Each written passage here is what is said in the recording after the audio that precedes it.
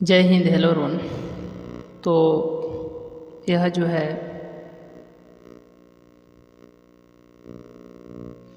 अगर हम लोग पाठ 12th हिंदी, ठीक है, 12th हिंदी और चैप्टर की बात करें, चैप्टर जो है 10 है, ठीक है। चैप्टर कितना है? चैप्टर जो है 10 है। आइए इसको स्टार्ट किया जाए। चलिए, इसका नाम क्या है जी?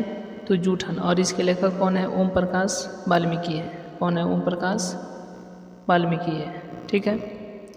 चलिए, तो आइए सबसे पहले इनके बारे में हम लोग जो है अध्ययन करते हैं। चलिए, इनका नाम क्या है? ओम प्रकाश वाल्मीकि। इनका जन्म कब हुआ था? तो जन्म जो है 30 जून 1950 को हुआ था।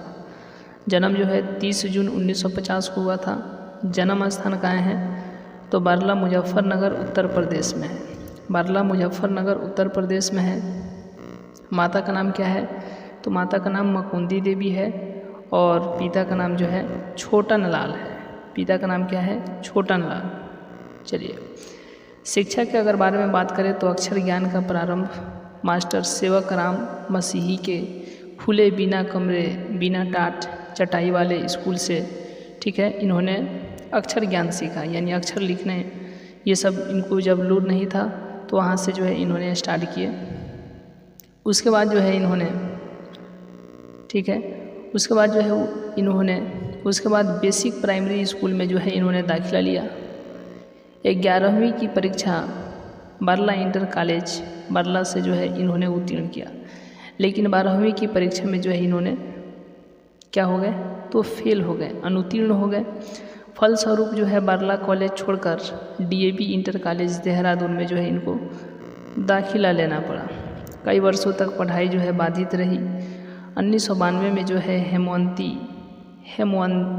नंदन बहुगुणा गढ़वाल श्रीनगर विश्वविद्यालय से जो है हिंदी में इन्होंने MA किया। कब किया? 1952 में, ठीक है, 1992 में, 1952 नहीं, 1992 में।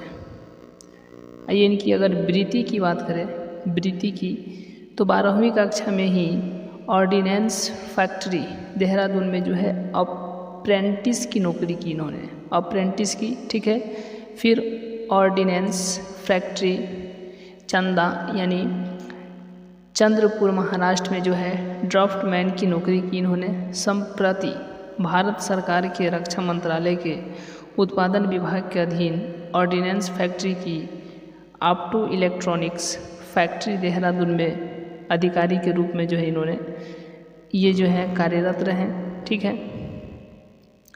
आइए सम्मान की हम लोग बात करते हैं। सम्मान जो है इनको डॉक्टर अंबेडकर राष्ट्रीय पुरस्कार जो है 1993 में मिला, ठीक है। परिवेश सम्मान जो है 1995 में, जय श्री सम्मान जो है 1996 में और कथाक्रम सम्मान जो है इनको 2000 में मिला। इनकी कृतियों की अगर बात करें तो जूठन है, जूठन जो कि एक आत्मकथा है, ठीक है।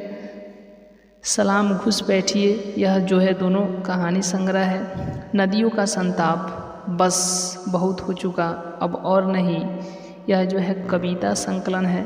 दलित साहित्य का सौंदर्य शास्त्र, यह एक आलोचना है। महाराष्ट्र में मेघदूत नाम की नाट्य संस्था स्थापित की इन्होंने। इस संस्था के माध्यम से अनेक नाटकों में अभिनय के साथ साथ जो है मंचन निर्देशन भी इन्होंने किया। आइए अब जो है हम लोग, यह एक जूठन क्या है?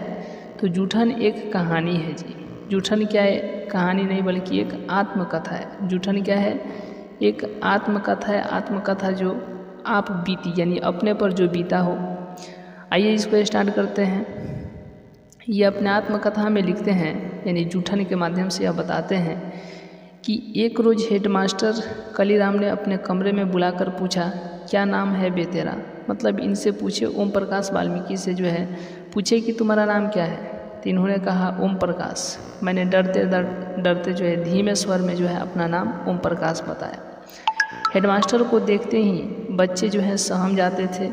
पूरे स्कूल में उनकी दहशत थी। चूहड़े का है? हेडमास्टर का दूसरा सवाल उछला। हेडमास्टर बोले चूहड़े का है तुम? तो ये क्या बोले जी ठीक है, वह जो सामने शीशम का पेड़ खड़ा है ना, उस पर चढ़ जा और टहनियाँ तोड़ के झाड़ू बना ले, पत्तों वाली झाड़ू बनाना, और पूरे स्कूल को एच्चा चमका दे जैसा शीशा। ये बोले कि तुम चूहड़े का है, इसीलिए इनसे बोले कि जाओ सामने जो है वृक्ष पर चढ़ जाओ शीशम पर, और झाड़ू तोड़ने के लिए जो है शीशम यानी उसके पत्ती को तोड़ो, झाड़ू बनाओ और पूरे स्कूल को ऐसे चमका दो जैसे शीशा चमकता है, यानी सफाई कर दो पूरे फील्ड की। ठीक है, तेरा तो यो ख़ानदानी काम है, जा फटाफट लग जा काम पे। कलीराम बोले कि तेरा तो ये तो ख़ानदानी काम है, जा काम पर लग जा फटाफट। हेडमास्टर के आदेश पर मैंने कमरे बरामदे साफ़ कर दिए, तभी वे खुद चलकर आए और बोले इसके बाद मैदान भी साफ़ कर दे। बरामदे साफ़ कर दिए तो बोले कि अब मैदान भी साफ़ कर दे, यानी फील्ड, जो बड़ा स्कूल का फील्ड था, लंबा चौड़ा मैदान। ये बताते हैं ओम प्रकाश वाल्मीकि कि लंबा चौड़ा मैदान मेरे वजूद से कई गुना बड़ा था, जिसे साफ़ करने में मेरी कमर दर्द करने लगी थी। धूल से चेहरा सिर अट गया था, मुंह के भीतर धूल घुस गई थी। मेरी कक्षा में बाकी बच्चे जो थे पढ़ रहे थे और मैं झाड़ू लगा रहा था। हेडमास्टर अपने कमरे में बैठे थे, लेकिन निगाह मुझ पर टिकी हुई थी। पानी पीने तक की इजाज़त नहीं थी। पूरा दिन मैं झाड़ू लगाता रहा। तमाम अनुभवों के बीच कभी इतना काम नहीं किया था। वैसे भी घर में भाइयों का मैं लाडला था, तो मैंने कभी इतना काम नहीं किया था। दूसरे दिन, ये था पहले दिन जब ये स्कूल पढ़ाई करने गए, पहला दिन। दूसरा दिन क्या हुआ कि देखिए, दूसरा दिन स्कूल पहुंचा, जाते ही हेडमास्टर ने फिर झाड़ू के काम पर जो है लगा दिया। पूरे दिन झाड़ू ही देता रहा। मन में एक तसल्ली थी कि कल से कक्षा में बैठ जाऊंगा। तीसरे दिन मैं कक्षा में चुपचाप जाकर के जो है बैठ गया। थोड़ी देर बाद उनकी दहाड़ सुनाई दी। किनकी? तो हेडमास्टर कलीराम की। उनकी दहाड़ सुनकर मैं थर थर काँपने लगा था। एक त्यागी लड़के ने चिल्लाकर कहा, माँ साहब वो बैठे हैं कोड़े में। यानी उन्होंने बता दिया कि देखिए, वो ओम प्रकाश वाल्मीकि को बता दिया एक लड़का कि ओम प्रकाश वाल्मीकि यानी चूहड़े वाला वहाँ पर बैठा हुआ है। ठीक है, यानी ओम प्रकाश वाल्मीकि को ही वह लड़का बताया। हेडमास्टर ने लपक कर मेरी गर्दन दबोच ली। उनकी अंगुलियों का दबाव मेरी गर्दन पर पड़ रहा था, जैसे कोई भेड़ या बकरी के बच्चे को है दबोच कर उठा लेता है। कक्षा से बाहर खींचकर उसने मुझे बरामदे में ला पटका। ओम प्रकाश वाल्मीकि को जो है हेडमास्टर कलीराम ने जो है जो खींचकर कक्षा से बाहर खींचकर, ठीक है, ला कर के बरामदे में पटक दिए। चीख कर बोले, जा लगा पूरे मैदान में झाड़ू। फिर बोले कि जाओ अपने काम पर लग जाओ, यानी पूरे मैदान की सफाई कर, पूरे मैदान में झाड़ू दो। ठीक है, भयभीत होकर मैंने 3 दिन पुरानी वही शीशम की झाड़ू उठा ली। मेरी तरह ही उसके पत्ते सूख कर झड़ने लगे थे। सिर्फ बची थी पतली पतली टहनियाँ। मेरी आंखों में आंसू बहने लगे थे। रोते रोते मैदान में झाड़ू लगाने लगा। स्कूल के कमरे की खिड़की दरवाजे से मास्टरों और लड़कों की आंखें छिप कर जो है तमाशा देख रही थी। यानी मैं जब झाड़ू लगा रहा था फील्ड में, तो सारे के सारे मास्टर जो भी थे जंगला के माध्यम से, ठीक है, जंगला से लड़के भी देख रहे थे इस तमाशे को। मेरा रोम रोम यातना की गहराई खाई में लगातार गिर रहा था। मेरे पिताजी अचानक स्कूल के पास से गुजरे। मुझे स्कूल में मैदान में झाड़ू लगाता देखकर ठिठक गए। लेखक के पिताजी उधर से गुजरे तो बाहर से ही आवाज़ देकर बोले, मुंशी जी। यानी ओम प्रकाश वाल्मीकि को जो है इनके पिताजी क्या कहते थे? तो इनके पिताजी क्या कहते थे? मुंशी जी कहते थे। क्या कहते थे जी? मुंशी जी। क्या कहते थे? तो कहते थे मुंशी जी कहते थे। ठीक है, बोले ओ मुंशी जी, प्यार से बोले कि ओ मुंशी जी। बुलाएं किनको? किनको बुलाएं जी? तो ओम प्रकाश वाल्मीकि को। ठीक है, ओम प्रकाश वाल्मीकि को बुलाएं। किस नाम से? तो मुंशी जी के नाम से। किस नाम से? मुंशी जी के नाम से। ठीक है, चलिए बोले, क्या बोले? मुंशी जी यो क्या कर रहा है? वे प्यार से मुझे मुंशी जी कहा करते थे। उन्हें देखकर मैं फफक पड़ा। मैंने रोने लगे। वे स्कूल के मैदान में मेरे पास आ गए। मुझे रोता देखकर बोले, मुंशी जी रोते क्यों हो? ठीक से बोल, क्या हुआ है? मेरी हिचकियाँ बंद गई थी। हिचक हिचक कर पूरी बात पिताजी को बता दी कि 3 दिन से रोज़ झाड़ू लगवा रहे हैं, कक्षा में पढ़ने भी नहीं देते। ये जो है ओम प्रकाश वाल्मीकि जो है अपने पिताजी से बोलते हैं। पिताजी ने मेरे हाथ से झाड़ू छीन कर दूर फेंक दी। उनकी आंखों में आग की गर्मी उतर आई थी। हमेशा दूसरों के सामने ठीक है कमान बने रहने वाले पिताजी की लंबी लंबी घनी मूछें गुस्सा से फड़फड़ाने लगी थी। चीखने लगे, कौन सा मास्टर है वो जो मेरे लड़के से झाड़ू लगवावे हैं? पिताजी की आवाज़ पूरे स्कूल में गूंज गई थी, जिसे सुनकर हेडमास्टर सहित सभी मास्टर बाहर आ गए थे। कालीराम हेडमास्टर ने गाली देकर मेरे पिताजी को धमकाया, लेकिन पिताजी पर धमकी की कोई असर नहीं हुआ। उस रोज़ जिस साहस और हौसले से पिताजी ने मास्टर का सामना किया, मैं उसे कभी नहीं भूल सकता हूँ। यानी पिताजी की हिम्मत को ये कभी नहीं भूल सकते हैं। चलिए सेकेंड पार्ट है, आइए सेकेंड पार्ट को जो हम लोग देखते हैं। मेरी माँ मेहनत मजदूरी के साथ साथ 8-10 तगाव यानी हिंदू मुसलमान के घर तथा घेर यानी मर्दों का बैठा खाना तथा मवेशियों को बांधने की जगह में साफ सफाई का काम करती थी। इस काम में मेरी बहन, बड़ी भाभी तथा जसवीर और जनेसर 2 भाई माँ का हाथ जो है बटाते थे। बड़ा भाई सुखबीर, यानी बड़ा भाई का नाम याद रखिएगा, सुखबीर, सुख बड़ा है तो सुख पाएगा, मतलब सुखबीर तगाव के यहाँ वार्षिक नौकर की तरह जो है काम करता था। प्रत्येक तगा के घर में 10 से 15 मवेशी यानी गाय, भैंस और बैल जो है सामान्यतः बातें थी, यानी सामान्य बातें थी। 10 से 15 गाय, भैंस या बैल रहते थे, ठीक है, कि प्रत्येक तगा का घर, ये सामान्य बात थी। इतना जो है मवेशी रहना सामान्य बात थी। उनका गोबर उठाकर गांव से बाहर कुरड़ियों पर या उपले बनाने की जगह पर डालना पड़ता था। प्रत्येक घर से यानी प्रत्येक घेर से, घर नहीं घेर से, यहाँ मवेशी ववेशी रहते हैं, प्रत्येक घेर से हर रोज़ 5-6 टुकड़े गोबर निकलता था।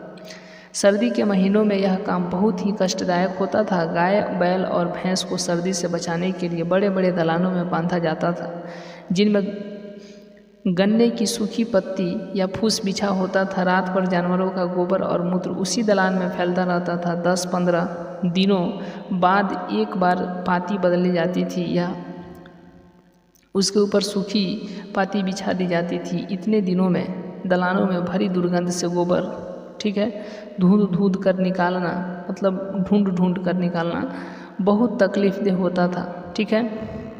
दुर्गंध से जो है सिर भिन्ना जाता था, यानी मन भाग जाता था, इतना दुर्गंध होता था, ठीक है। इस तरीके से माथा दर्द करने लगता था, सिर।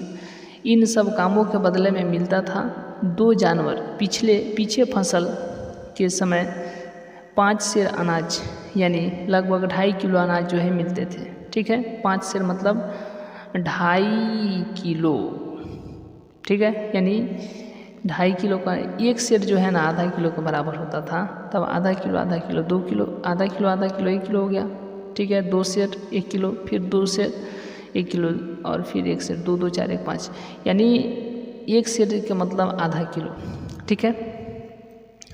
लगभग 2.5 किलो अनाज 10 मवेशी वाले घर से साल भर में 25 सेर, यानी 25 सेर कहने का मतलब यानी अगर 24 सेर हुआ तो 12 किलो और 25 सेर हुआ तो 12.5 किलो, यानी 12 से लेकर के 13 किलो अनाज जो है मिल जाता था। दोपहर के समय हर घर से बची खुची रोटी, जो खास तौर पर चूहोड़ों को देने के लिए आटे में भूसी मिलाकर बनाई जाती थी। कभी कभी जूठन भी मंगन की टोकरी में डाल दी जाती थी। कभी कभी जूठन ही मिलता था, चलिए, कभी कभी जूठन भी भंगन की टोकरी में जो है डाल दी जाती थी। शादी ब्याह के मौक़ों पर जब मेहमान या बाराती खाना खा रहे होते थे तो चूहे दरवाजे के बाहर बड़े बड़े टोकरे लेकर बैठे रहते थे। बारात के खाना खा चुकने पर जूठी पतले उनके टुकड़ों में जो है डाल दी जाती थी, जिन्हें घर ले जाकर वे जूठन इकट्ठा कर लेते थे। पूरी मतलब पूरी, ठीक है, पूरी के बचे कुछ टुकड़े, एक आध मिठाई मतलब मिठाई का टुकड़ा या थोड़ी बहुत सब्जी पतल पर पाकर बाँछें जो है खिल जाती थी। मियाज जो है खुश हो जाता था, मन जो है गदगद हो जाता था। इतना भी अगर खाने को मिल जाता था तो, ठीक है, अगर इतना भी खाने को मिल जाता था तो मन जो है गदगद हो जाता था। जिस बारात की पतलों से जूठन कम उतरती थी, कहा जाता था कि भूखल लोग आ गए हैं, सारा चट कर गए हैं। मतलब जूठन करने का मतलब कि जिस बारात से अगर जूठन कम उठती थी यानी उतरती थी, कहने का मतलब कि उसमें कहा जाता था कि इसमें भूखड़ लोग आ गए थे और सारा का सारा चट गए, मतलब सारा का सारा खा गए, यहाँ तक कि जूठन तक भी नहीं छोड़े, ये कहने का मतलब है। और जूठन मिलेगा तभी तो ये लोग खाते थे। अक्सर ऐसे मौक़ों पर बड़े बूढ़े ऐसी बारातों का जिक्र बहुत रोमांचक लहजे में सुनाया करते थे, यानी बड़े बूढ़े जो होते थे सुनाया करते थे कि उस बारात से इतनी जूठन आई कि महीनों खाते रहे थे। इस तरीके से जो इन लोग को जूठन को कई महीनों तक खाते रहते थे। बताइए, पतलों से जो पुरियों के टुकड़े एकत्र होते थे, उन्हें धूप में सुखा लिया जाता था चारपाई पर, ठीक है, कोई कपड़ा डालकर उन्हें फैला दिया जाता था। अक्सर मुझे पहरे पर बैठाया जाता था, क्योंकि सूखने वाली पुरियों पर कौवे, मुर्गियाँ, कुत्ते अक्सर जो है टूट पड़ते थे। यानी पुरी को जब सुखाया जाता था तो लेखक कहते हैं ओम प्रकाश वाल्मीकि कि मुझे वहाँ पर बैठाया जाता था रखवाली के लिए, ताकि कोई कौवा, मुर्गी या कुत्ता जो है उसको जो है नष्ट ना करे, खाए नहीं। ज़रा सी आँख बची, मतलब ज़रा सी आँख लगी, मतलब थोड़ा भी देर के लिए आँख जो है बंद हुई सोने के लिए, कि पुरिया साफ, इसलिए डंडा लेकर चारपाई के पास बैठना पड़ता था। इसीलिए बता रहे हैं लेखक कि इसीलिए डंडा लेकर के रखवाली करना पड़ता था। थोड़ा भी नींद नहीं आता था तो उसको रोकना पड़ता था, सोते नहीं थे, नहीं तो सारा का सारा जो है पूरी जो है मुर्गी, कौवा या कुत्ता जो है उसको खा जाएंगे। ये सूखी पुरिया बारात के कठिन दिनों में बहुत काम आती थी, ठीक है। ये सूखी पुरिया जो है बरसात के दिनों में, यानी जब बारिश होता था तब खाने के लिए कुछ नहीं होता था, इधर उधर कहीं आने जाने में बहुत दिक्कत हो जाता था, तो यही पुरिया जो है बहुत काम देती थी। उन्हें पानी में भिगोकर उबाल लिया जाता था। उबली हुई पुरियों पर बारीक मिर्च और नमक डालकर खाने में मज़ा आता था। कभी कभी गुड़ डालकर लुगदी जैसा बनाया जाता था, जिसे सभी बड़े चाव से जो है खाते थे।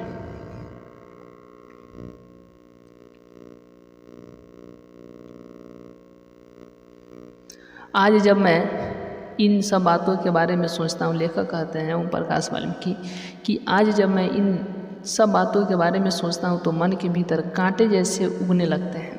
ये याद रखिएगा, लेखक जो है किन बातों को जो है सोचता है तो उसके मन में जो है कांटे जैसे उगने लगते हैं। ये क्वेश्चन जो है यहाँ से पूछे जाएंगे।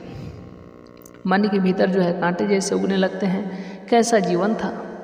ये कह रहे हैं कि कैसा जीवन था जब हम छोटे थे, दिन रात मर खप कर भी हमारे पसीने की कीमत मात्र जूठन ही मिलती थी, फिर भी किसी को कोई शिकायत नहीं, कोई शर्मिंदगी नहीं, कोई पश्चाताप नहीं। जब मैं छोटा था माँ के साथ जाता था, माँ पिताजी का हाथ बटाने के लिए। तगाव यानी त्यागियों के खाने को देखकर अक्सर सोचा करता था कि हमें ऐसा खाना क्यों नहीं मिलता।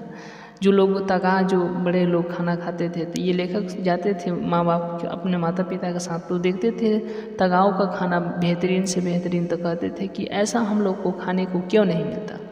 आज जब सोचता हूँ तो जी मितलाने लगता है। अभी पिछले वर्ष कह रहे हैं कि अभी पिछले वर्ष मेरे निवास पर, मेरे घर पर सुखदेव सिंह त्यागी का पोता सुरेंद्र सिंह आया था। सुखदेव सिंह त्यागी का पोता सुरेंद्र सिंह, तो सुखदेव बड़ा है और सुरेंद्र छोटा है, याद रखिएगा। सुखदेव जो है 4 अक्षर में है ना जी, और सुरेंद्र जो है लगभग 3 अक्षर में है। तो सुखदेव बड़ा है मतलब इसका उम्र ज़्यादा है और इसका उम्र कम है। तो ये हो गया दादा, ये हो गया पोता, ठीक है। तो सुखदेव सिंह त्यागी का पोता सुरेंद्र सिंह आया था किसी इंटरव्यू के सिलसिले में, इंटरव्यू लेने मेरा गांव से मेरा पता लेकर के आया था। रात में रुका था, मेरी पत्नी ने उसे यथासंभव अच्छा खाना खिलाया था। खाना खाते खाते वह बोला, भाभी जी आपके हाथ का खाना तो बहुत जायकेदार है, बहुत ही बेहतरीन है, बहुत ही मज़ेदार है, बहुत ही स्वादिष्ट है। ये खा करके सुखदेव सिंह त्यागी का पोता सुरेंद्र सिंह बोला था, हमारे घर में तो कोई भी ऐसा खाना नहीं बना सकता। उसकी बात सुनकर मेरी पत्नी तो खुश हुई, लेकिन मैं काफ़ी देर तक विचलित रहा। लेखक कहते हैं कि उसके बात को सुन करके मेरी पत्नी जो है खुश हुई होगी, लेकिन मैं थोड़ी देर के लिए विचलित इसलिए रहा क्योंकि जब हम लोग इनके घर जाते थे तो जूठन खाते थे, और यह आज हमारे घर पर आकर के बोल रहे हैं कि इतना बेहतरीन जो हमने खाना खाया आपके घर, ऐसा खाना मेरे घर में कोई बना ही नहीं सकता है। यानी समझ सकते हैं आप इस बात को कि एक दिन था कि लेखक को जो है जूठन खाने का नसीब नहीं होता था। आज वह दिन है कि वह उनके घर के खाने को खा करके दूसरा कोई बड़ाई कर रहा है। बचपन की घटनाएं स्मृति का दरवाज़ा खटखटाने लगी। बचपन की जो है घटनाएं जो है स्मृति, बचपन की घटनाएं जो है इनको सोचने पर मजबूर कर दिया। ठीक है। चलिए, सुरेंद्र जब तब पैदा भी नहीं हुआ था। लेखक कह रहे हैं कि जब हम छोटे थे तब सुरेंद्र पैदा भी नहीं हुआ था। उसकी बड़ी बुआ यानी सुखदेव सिंह त्यागी की लड़की की शादी थी। उनके यहाँ मेरी माँ सफाई करती थी। शादी से 10-12 दिन पहले से माँ पिताजी ने सुखदेव सिंह त्यागी के घर आंगन से लेकर बाहर तक के अनेक काम किए थे। बेटी की शादी का मतलब गांव भर का इज्जत। ठीक है, गांव भर की इज्जत का सवाल था जी, कहीं कोई कमी नहीं रह जाए। गांव भर की चारपाइयों को धो धो कर इकट्ठा किया था पिताजी ने। बारात खाना खा रही थी। माँ टोकरा लिए दरवाजे के बाहर बैठी थी। मैं और मेरी छोटी बहन माया माँ से सिमटे बैठे थे, इस उम्मीद में कि भीतर से जो मिठाई और पकवानों की महक आ रही है वह हमें भी खाने को मिलेंगे। जब सब लोग खा कर चले गए तो मेरी माँ ने सुखदेव सिंह त्यागी को दलान से बाहर आते देखकर कहा, चौधरी जी, ई तो सब खाना खा के चले गए, महारे जागतो वो भी एक पत्तल पर जो है धर के कुछ दे दो, वो भी तो इस दिन का इंतज़ार कर रहे थे। यानी ये कह रहे हैं, इनकी माँ कह रही है कि मुझे भी खाने के लिए कुछ दे दो, क्योंकि हम लोग भी तो इस दिन का इंतज़ार करते हैं, है कि नहीं। तो सुनिए, सुखदेव सिंह ने जूठी पतलों से भरे टोकरों की ओर इशारा करते हुए कहा, टोकरा भर के जो जूठन ले जा रही है, ऊपर से जागतों के लिए खाना मांग रही है। अपनी औकात में रह चूड़ी, उठा टोकरा दरवाजे से और चलती बन। ठीक है, इस तरीके से बोले थे। देखिए, उन दिनों मैं 9वीं कक्षा में था। ये कह रहे हैं कि उन दिनों तब की बात है जब 9वीं कक्षा में मैं था, तब की बात है। घर की आर्थिक हालात कमज़ोर थी। तीसरा पार्ट है ये। एक एक पैसे के लिए परिवार के प्रत्येक सदस्य को खटना पड़ता था। मेरे पास पुस्तकें, पाठ्य पुस्तकें, पढ़ने के लिए पुस्तकें हमेशा जो है कम रहती थी। दोस्तों से मांग कर काम चलाना पड़ता था। कपड़ों की भी वही स्थिति थी, जो मिल गया वही पहन लिया, जो वक्त पर मिला खा लिया। उन दिनों गांव में मरने वाले पशुओं को उठाने का काम भी चूहड़ों के जिम्मे था। जिसके घर में जो काम करता था उसके मरे हुए पशु भी उसी को जो है उठाने पड़ते थे। इसके बदले कोई मेहनताना या मजदूरी नहीं मिलती थी। एक गाय, बैल या भैंस को उठाने के लिए 4 से 6 लोगों की ज़रूरत होती थी। जिसका मवेशी मर जाता था उसे जल्दी लगी रहती थी कि जल्दी से इसको हटाया जाए। इसीलिए वह बार बार बस्ती में आकर चिल्लाता था। ठीक है, देर होने पर गालियाँ बकता था। उठाने वालों को इकट्ठा करने में अक्सर देर हो ही जाती थी। मरे हुए पशुओं को उठाना बड़ा कठिन काम होता है।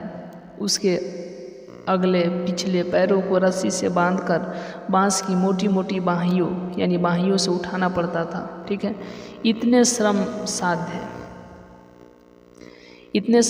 साध्य काम के बदले में क्या मिलती थी? मात्र गालियाँ। कितने क्रूर समाज में रहे हैं हम, कितने क्रूर समाज में हम लोग जिए हुए हैं, बताइए। ये सोच रहे हैं, ये कह रहे हैं हम ओम प्रकाश वाल्मीकि, जहाँ श्रम का कोई मोल ही नहीं बल्कि निर्धनता को बरकरार रखने का एक षड्यंत्र ही था यह सब। ये कह रहे हैं कौन? ओम प्रकाश वाल्मीकि। मरे हुए पशु की खाल मुजफ्फरनगर के चमड़ा बाज़ार में जो है बिक जाती है। कहाँ बिक जाती है? तो मुजफ्फरनगर के चमड़ा बाज़ार में, याद रखिएगा, मुजफ्फरनगर के चमड़ा बाज़ार में बिक जाती है। मरे हुए पशुओं की खाल मुजफ्फरनगर के चमड़ा बाज़ार में जो है बिक जाती थी।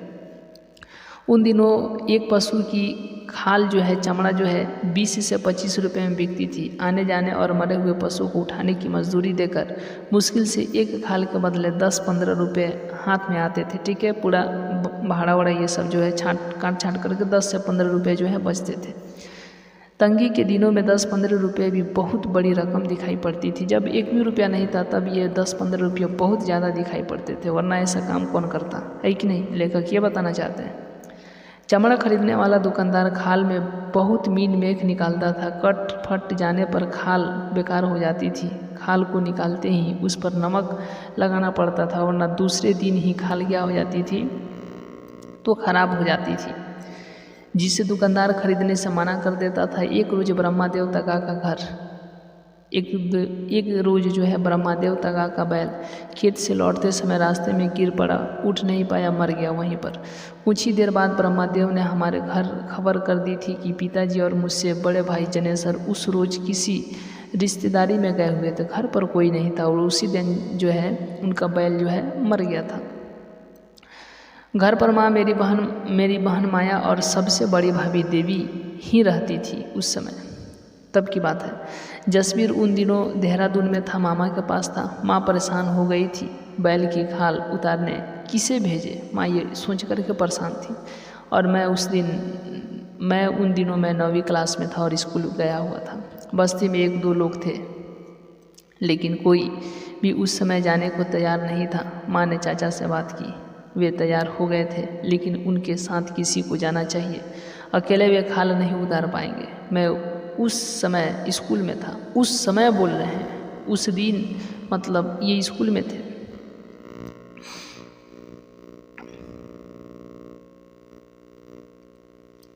माँ ने थक हार कर मुझे ही बुला लिया।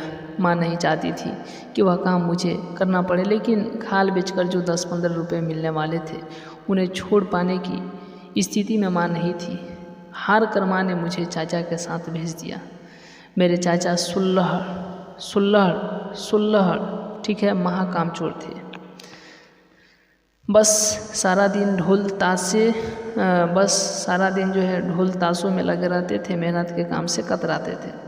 माँ को फिक्र लगी थी कि कहीं हमारे पहुँचने से पहले ही बैल पर जो है गिद्ध या जंगली जानवर न टूट पड़े। चाचा ने खाल उतारनी शुरू की। मैं उनकी मदद कर रहा था। चाचा का हाथ धीरे धीरे चल रहा था। पिताजी जैसी कुशलता उनमें नहीं थी। पिताजी जितना तेज काम करते थे उतना कुशलता उनमें नहीं थी चाचा में, ठीक है। थोड़ी देर बाद वे थक कर बीड़ी पीने बैठ गए। चाचा ने एक छुरी मेरे हाथ में पकड़ा दी, बोले धीरे धीरे खाल उतारो, अकेले से तो शाम तक नहीं उतरेगी, ठीक है। ये चाचा जो है इनको छुरी थमा दिए, बोले कि तुम भी उतारो, अकेले हम कब तक उतारते रहेंगे खाल को। छुरी पकड़ते ही मेरे हाथ कांप रहे थे, अजीब से संकट में फंस गया था। चाचा ने छुरी चलाने का ढंग सिखाया। उस रोज मेरे भीतर बहुत कुछ था जो टूट रहा था। चाचा की हिदायत पर मैंने बैल की खाल उतारी थी। मैं जैसे स्वयं ही गहरे दलदल में फंस रहा था, जहाँ से मैं उबरना चाहता था। हालात मुझे उसी दलदल में घसीट रही थी, ठीक है। ये पढ़ लिख करके आगे बढ़ना चाहते थे, लेकिन क्या करें, मजबूरी जो न करे। चाचा के साथ तपती दोपहरी में जिस यातना को मैंने भोगा था ना, आज भी उसके जख्म मेरे तन पर ताज़ा ही है। जैसे जैसे खाल उतर रही थी, मेरे भीतर का रक्त जम रहा था। खाल उतरने में हमें कई घंटे लग गए थे। चाचा ने खाल को ज़मीन पर फैला दिया। उस पर लगे खून को जो है सूखी ज़मीन ने सोख लिया। चाचा ने खाल को चादर में बांध दिया। गठरी उठाकर सर पर रख ली थी। लगभग 2 मील की दूरी पर हमारा घर था। बोझ के कारण चाचा को तेज चलना पड़ रहा था। मैं हाथ में छुरी पकड़ उनके पीछे पीछे लगभग दौड़ता जाता था। बसेडा जाने वाली पक्की सड़क से हम लोग बस अड्डे के पास, ठीक है, बस अड्डे के पास पहुंच गए थे। गठरी सिर से उतार कर चाचा ने ज़मीन पर रख दी थी। यहाँ से आगे तुम ले जाओ, मैं थक गया हूँ। चाचा ऐसा बोले कि यहाँ से आगे तुम ले जाओ ओम प्रकाश वाल्मीकि को, मैं तो थक गया हूँ। उस रोज़ मैंने चाचा से बहुत कहा, लेकिन वे नहीं माने। चाचा बस अड्डे की भीड़ पार करा दो, मेरे स्कूल की छुट्टियों का समय है। बोले कि मेरे स्कूल के छुट्टी का समय, आप सिर्फ जो है बस अड्डा को जो है पार करा दो, ठीक है।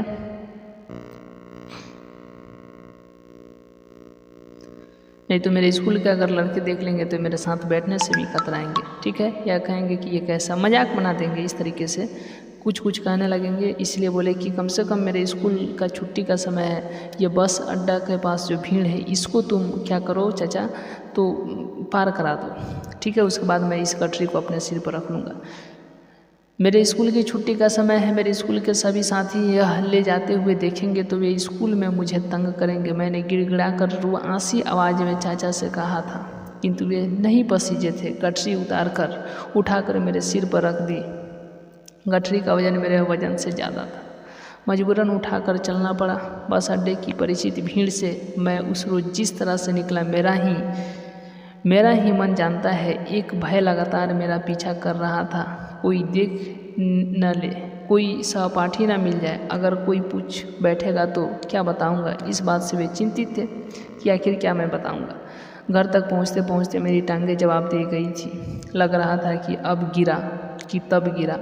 गांव के किनारे किनारे चलकर लंबा चक्कर काटा था बस्ती तक पहुंचने के लिए। ठीक है। मुझे उस हालत में देखकर माँ रो पड़ी थी। मैं सिर से लेकर पांव तक गंदगी से भरा हुआ था। कपड़ों पर खून के धब्बे साफ दिखाई दे रहे थे। बड़ी भाभी ने उस रोज माँ से कहा था कि इनसे ये ना कराओ, भूखे भले ही रह लेंगे, इनसे यह काम ना कराओ, इन्हें इस गंदगी में ना घसीटो। भाभी के ये शब्द आज भी मेरे लिए अंधेरे में रोशनी बनकर चमकते हैं। मैं उस गंदगी से बाहर निकल आया हूँ। ओम प्रकाश वाल्मीकि कह रहे हैं कि मैं तो उस गंदगी से क्या हूँ, तो बाहर निकल आया हूँ, लेकिन उन लोगों का क्या होगा जो अभी भी उस गंदगी में पड़े हुए हैं, ये सवाल है। बताइए। उस गंदगी से बाहर निकल आया हूँ, लेकिन लाखों लोग आज भी उस घिनौनी जिंदगी को जी रहे हैं। ठीक है। तो इस तरीके से जो यह चैप्टर जो है समाप्त हुआ। तो आज का क्लास यहीं तक। मिलेंगे नेक्स्ट क्लास में, नेक्स्ट वीडियो में। तब तक के लिए बहुत बहुत धन्यवाद।